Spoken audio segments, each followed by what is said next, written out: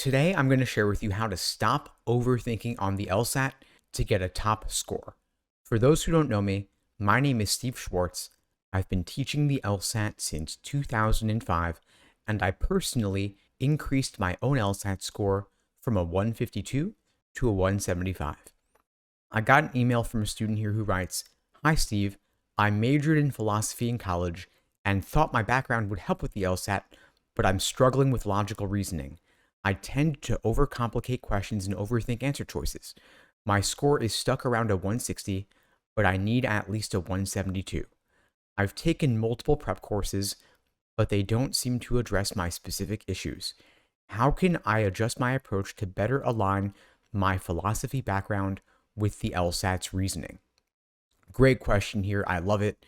Philosophy majors tend to actually do really well on the LSAT, which is not surprising because the people who write LSAT questions have PhDs in philosophy.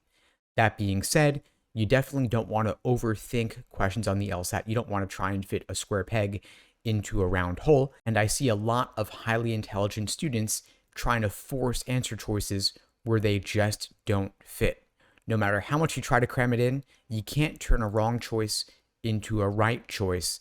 And there are some strategies that we can employ to help you stop doing this.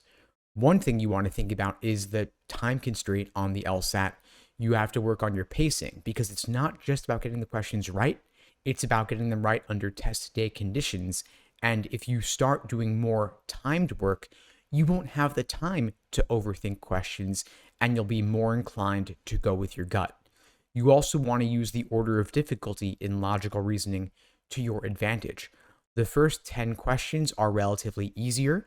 You want to get through them at a faster pace to build up a time bank for the tougher ones that truly need it. It's always strange to me, but not surprising, that a student in the 160s will sometimes get easy questions wrong just because they think to themselves, that can't possibly be the right answer. It's just too easy. On an easy question, the right answer should be easy.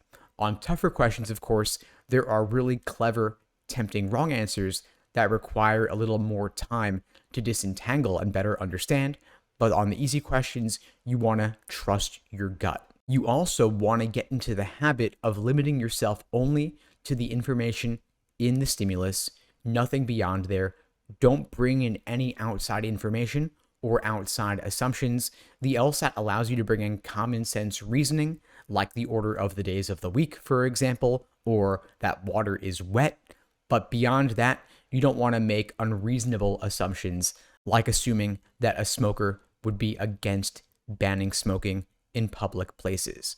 That seems maybe counterintuitive, but it's entirely possible that a smoker could be in favor of banning smoking in public places. This is one of my favorite LSAT questions, by the way. Google it if you want to give it a shot. I would recommend in your situation that you focus a lot on the review process since you already have a pretty solid foundation. If you're scoring 160 or above, you're already proficient in the different questions, the different approaches for each question type. You want to focus a lot more now on the method of reasoning in the stimulus and the patterns in the questions that you're getting wrong and having difficulty with. And so you want to engage in a process like the Socratic review method, where you look in depth at your mistakes, wherever they're stemming from, whether it's in the stimulus, the question stem, or the answer choices, patterns in tempting wrong answers, unappealing right answers. You want to look specifically at what makes the wrong answer choices tempting and what ultimately makes them wrong, and what makes the right answer choices unappealing and what ultimately makes them correct. Because you have these patterns of encouragement towards the wrong answer and traps of discouragement away from the right answer. And until you know which tricks and traps you personally are uniquely prone to falling for, you may just end up making the same mistakes again. Now, for every question you get wrong or have difficulty with, you engage in this process, whether it's with a coach or a tutor or a study buddy, or even alone in a mistake log or journal. It can be really helpful to get this review process out of your head and get it documented in some way, either spoken or written down. Because if you're just looking at explanations, it's far too easy to look at the answer choice, look at the explanation and say, "Oh, I get it now. How could I have been so dumb?" And then move on to the next one. But when you're talking it out with somebody, you can really highlight those key takeaways, those key insights, and if you document them in a journal, you'll be able to return to it frequently and better solidify those lessons learned.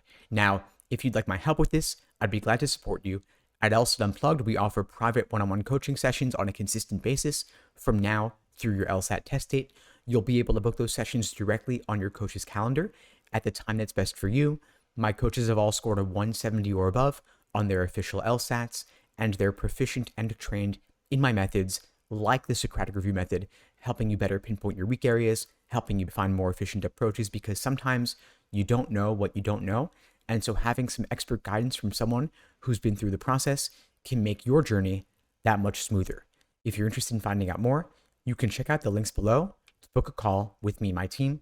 We'd be glad to help you out. And I would recommend considering one-on-one support at this point in your process because you're already scoring significantly better than the vast majority of students and you're looking for a top LSAT score. And so what you're going to need at this point is an approach that's a bit more personalized to your unique situation.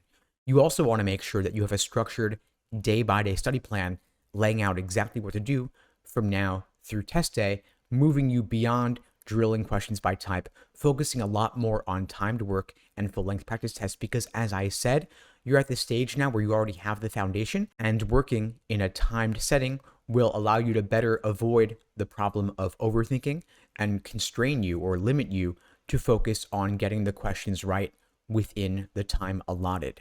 Again, if you'd like my support, links below to find out more and to book a call with me and my team. We'd be glad to help you out. And in the meantime, I'll wish you all the best and take care.